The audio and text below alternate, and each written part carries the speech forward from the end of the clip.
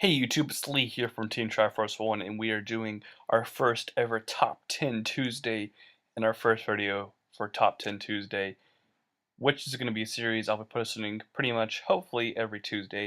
And this is Top 10 Yu-Gi-Oh! Zale Secret Rares. So the 7 Zale packs that have come out so far, this is the top 10 secret rares that have been from all of those packs. I tried to include every pack. Unfortunately, Order of Chaos secret rares kind of sucked, so none of them made the list, but let's begin.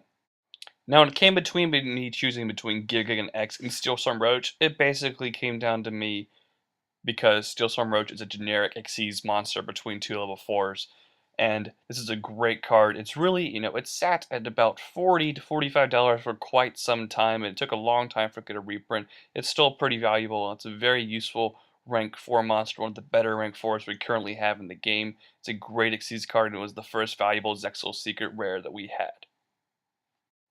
Our next card, number 8 here, is Wind Up Rabbit, and this is a surprise card. No one really expected this card to be very valuable. At one point, I remember seeing it on the websites running for about $15 to $20, and then all of a sudden it sparked up and it got to, I believe, past $50 to $60. Really valuable secret rare, really, really great card. And of course, it got a great reprint in one of the tins last year, and it's just a fantastic card for the Wind Up players. Our first time monster card on this list is Spellbook of the Master, new coming out of Cosmo Blaze, and this is probably the most valuable and best secret rare card you can get out of that set. I had to decide between this and Diamond Dire Wolf, but I had enough Xyz monsters on this list anyways, and I don't know if Wolf's as powerful as Roach Giga and X, so I decided to put Spellbook of the Master on this list, and I think it's a really good card for them Prophecy players, and it's just making that deck way more expensive than it has to be right now. Getting a reprint soon, hopefully. Next on this list here is Car D, and this card may be a little bit overhyped. It's not that great, but it's a really good card and is really overdue for a reprint. I'm hoping to get it in the special edition as a super soon because I do want some of this card because it just looks cool. Even though it's simple, it looks cool, and it's sitting about like $50. It's, in cards that people who run this card, you need to use it in threes. That's about $150 for just 3 cards. So really needs a reprint and really great secret. While it might not be very easy to bring out 2 level 6 monsters and overlay them into a rank 6 C's, Photon Strike Balancer is a machine if you can get this card out. I love the look of this card. Just in general, I thought it was going to be good when I originally saw it, and I was surprised to see that it was worth about $50 to $60, and of course earning it a reprint in one of our more recent tins. And it's just an awesome, great Xyz monster. Really surprised me and a lot of people, I think. It's a great secret. Our third straight from Galactic Overlord, and probably most undebatably the best surprise of any of these secrets, is number 11 Big Guy. At one point this card was only worth around $10 and now it is almost $60.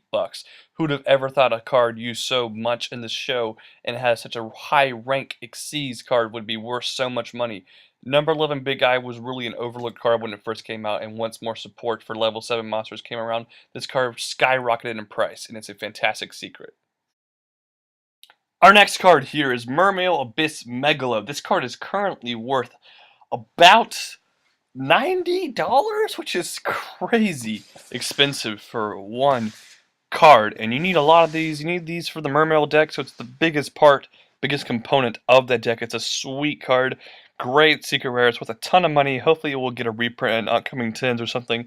Really cool card to get, and I really like it, and great secret.